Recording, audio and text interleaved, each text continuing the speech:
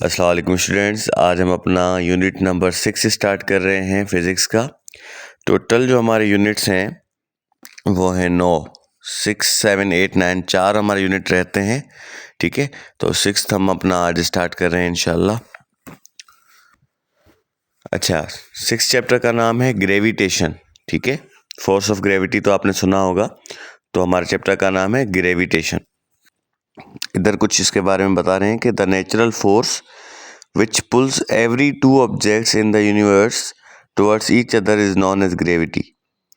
वो फोर्स जिस फोर्स की मदद से हर दो ऑब्जेक्ट एक दूसरे को खींचते हैं, इसको ग्रेविटी कहते हैं। अच्छा, हमारे अंदर एक सिर्फ यही सोच है कि अर्थ हमें खींचती है, अर्थ दुनिया की हर चीज़ को खींचती है, इसको ग्रेविटी कहते हैं। हालांकि सिर्फ ये ग्रेविटी नहीं है, ये तो ग्रेविटी है, लेकिन अगर दो बंदे आपस में बैठे हैं, या एक एप्पल है और एक आप हैं, एक बुक है, एक पेन है, एक हाउस है और एक आप हैं, तो सब एक दूसरे को खींचते हैं, पुल करते हैं। वो फील नहीं होता because of the weak gravity. ठीक है, आप अपने भाई के साथ बैठे हैं ना, तो आप भी एक दूसरे को पुल कर रहे हैं, लेकिन वो फील नहीं हो रहा because of the weak gravity. Earth की ग्रेविटी हाई होती है, इसलिए वो आपको फील होता है और आप ज़मीन आपको खींच रही है, इसलिए आप ज़मीन पर आपके कदम हैं, वरना आप फ्लोट कर रहे होते, आप हवा में उड़ रहे होते। This force acts on all objects which have मास। जिस भी चीज़ को मास होगा ना, तो उस पर ग्रेविटी असर करेगी, और ग्रेविटी यानी कि एक दूसरे को खींचना, पुल पुल। ठीक है, pull every two objects. This force depends upon the masses of the objects. Big masses have high gravitational pull, while small masses have low gravitational pull. Gravity of Earth holds all objects like buildings, animals, trees, human beings, etc. on Earth. Moon, stars, and planets all have gravity. The gravity causes weight.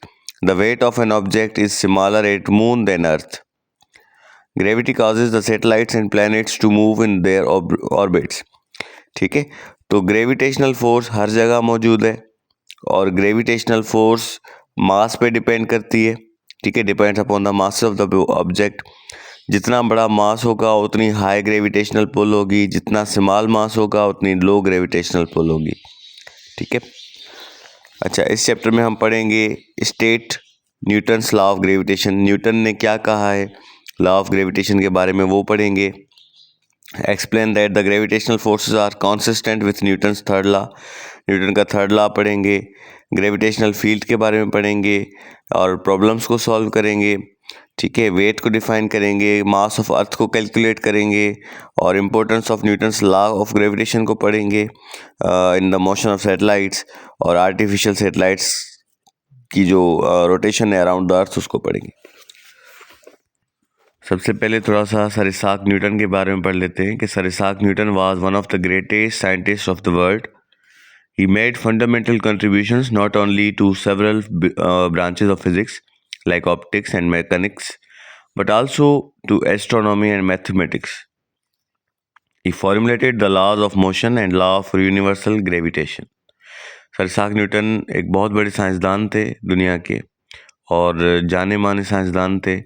उनकी जो contributions हैं, जो खिदमात हैं, वो सिर्फ एक दो branches पर मोहित नहीं है। उन्होंने एस्ट्रोनॉमी और मैथमेटिक्स के बारे में भी काफ़ी नॉलेज दी है। ठीक है, अच्छा, यहाँ कुछ सवाल हैं जिनके जवाब आपको इस चैप्टर के एंड पर मिलेंगे। Why a leaf which drops from a tree always falls on the earth? Why a ball which is thrown upward comes back to earth? Which force keep objects around us at their places? Why a body has weight? Which force is responsible for the motion of an artificial satellite around the earth? एक पत्ता नीचे क्यों गिरता है? अगर बाल को ऊपर फेंके तो दोबारा नीचे वापस क्यों आता है? और जो भी चीज़ें हमारे सामने हैं, हमारा घर है, हमारी बेड है, हमारा सोफ़ा है, तो वो अपनी जगह पर खड़े क्यों हैं? इधर उधर क्यों मूव नहीं कर रहे?